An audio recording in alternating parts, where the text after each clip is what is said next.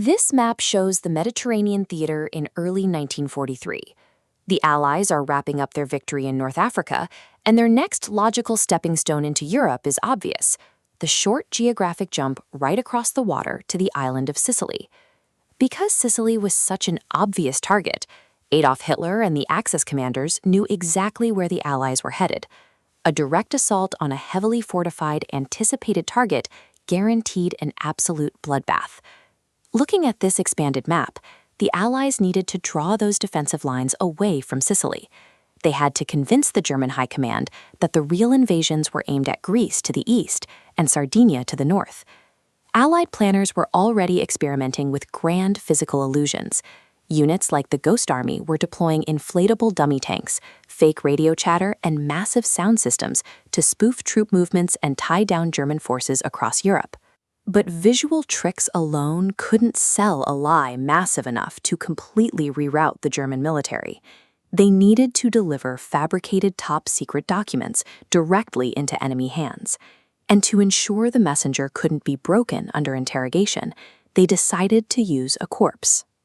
British intelligence found their biological canvas in Glendower Michael, a homeless Welshman who had recently died in London after ingesting rat poison. A local coroner quietly flagged him for the intelligence services, specifically because he had no known next of kin to claim the body.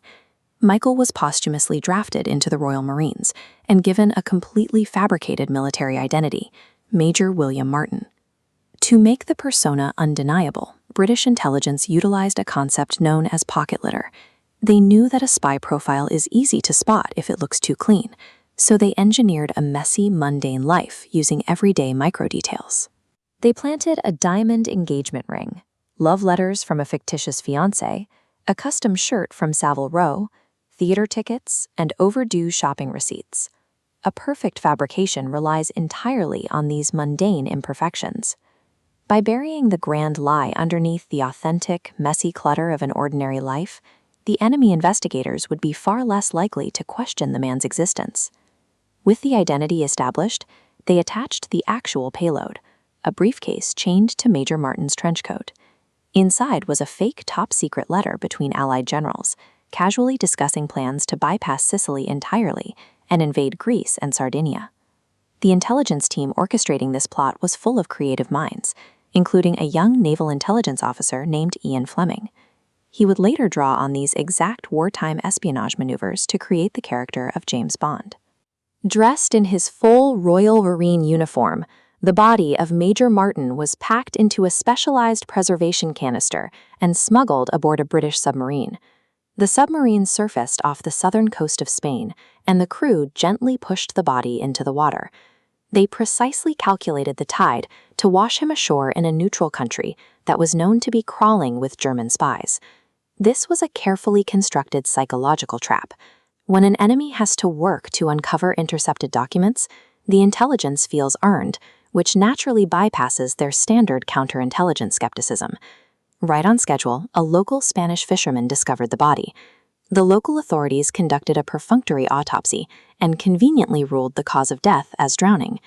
The Spanish Navy initially took the briefcase into safekeeping, but the German military intelligence service, the Abwehr, quickly learned of the crash and pressured Spanish officials to hand over the contents. German agents secretly extracted the letters, photographed every single page, resealing the envelopes perfectly, and sent the intel straight up the chain of command.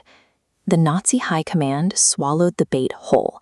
They immediately diverted entire divisions, torpedo boats, and aircraft to the Balkans, and doubled their defensive troop presence in Sardinia to 10,000 men. The deception worked flawlessly because it fed the enemy exactly what they were worried about. Their own confirmation bias completely overrode their analytical protocols. On July 9, 1943, the Allies launched Operation Husky, sending more than 150,000 ground troops directly onto the shores of Sicily. This animated map visualizes the immediate aftermath.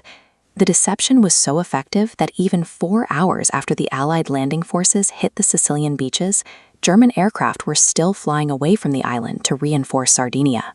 By pulling the Axis defenders out of position, the Allies won the Sicilian campaign in just 38 days, saving thousands of lives and opening the southern door for the liberation of Western Europe. The body that made it all possible remains buried in the Huelva Roman Catholic Cemetery. Today, the headstone bears two names, Major William Martin and his true identity, Glyndor Michael. In modern warfare, the sharpest weapon is often a perfectly engineered fiction. A man who struggled to find his place in life ultimately became the Allied forces' most vital asset in death.